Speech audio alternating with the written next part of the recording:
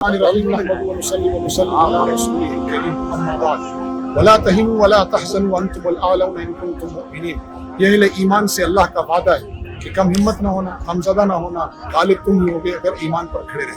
اس وقت اہل غزہ کی جو صورتحال ہے بالخصوص اور اہل کشمیر کی اور خاص کر اہل غزہ کی جو صورتحال ہے، جس طرح ان کی نسل کشی ہو رہی ہے، جس طرح معصوم بچوں کو، عورتوں کو، بوڑھوں کو قتل کیا جا رہا ہے اور پوری دنیا اور بالخصوص امت مسلمہ جس بے بسی اور خاموشی کا شکار ہے، یہ ہم سب کے لیے لمحہ فکری ہے. اس موقع پر جو کر سکتا ہے، جس کو اللہ نے مال دیا مال لگائے، زبان دی زبان لگائے، ظلم کے خلاف بولے.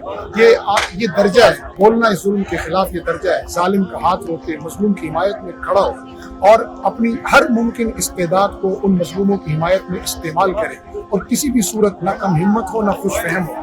اور خوش فہمی مسلمانوں کو بدعمل بناتی ہے اور کم ہمتی مایوس کرتی ہے، اور یہ خوش فہمی اور کم ہمتی اور مایوسی اہل اسلام کے لیے شان کے منافی ہے، شریعت کی منشا کے خلاف ہے.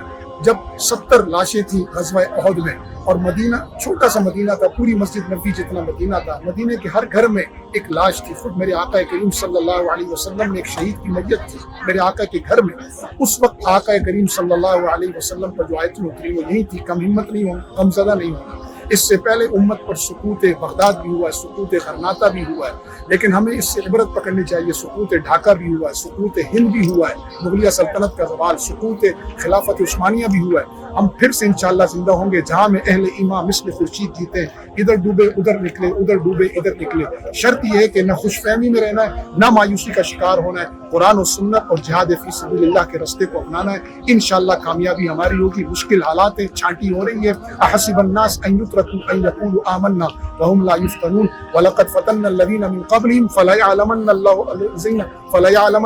الذين صدقوا وليعلمن الكاذبين. یہ اللہ تعالیٰ کی سنت ہے. اللہ آزماتا ہے اہل ایمان کو. تلك الايام نداولها بين الناس وَلِيَعْلَمَ اللَّهُ الَّذِينَ آمَنُوا وَيَتَّخِذَ مِنكُمْ شُهَدَاءَ. یہ اہل ایمان کی آزمائش ہے.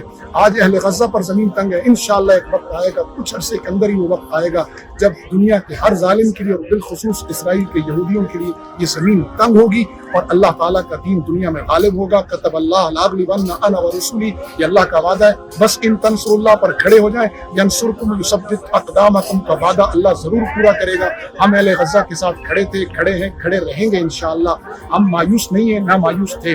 سقوط افغانستان بھی ہوا، اللہ نے 20 سال بعد پھر سے مسلمانوں کو غالب کیا.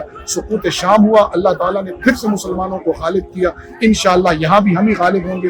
بس ایمان کے راستے پر، قرآن و سنت کے راستے پر، جہاد فی سبیل اللہ کے راستے پر قائم و دائم رہیں. آپس کا اتحاد و اتفاق برقرار رکھیں، اللہ کو راضی کرنے والے اعمال رکھیں، اپنی غیرت ایمانی کو زندہ رکھیں. انشاءاللہ ہم کٹ جائیں یا ہم غازی بنیں، ہم ہر دو صورتوں میں کامیاب ہیں. فیقتل او یغلب فسوف نؤتیہ اجرا عظیما. اللہ تعالیٰ اہل غزہ کی مدد فرمائے اور ہمیں ان کی مدد کے لیے اللہ کھڑا فرمائے اور ایمان کا اعلیٰ درجہ، سعادت کی زندگی اور شہادت کی مقبول موت نصیب فرمائے. وما علینا الا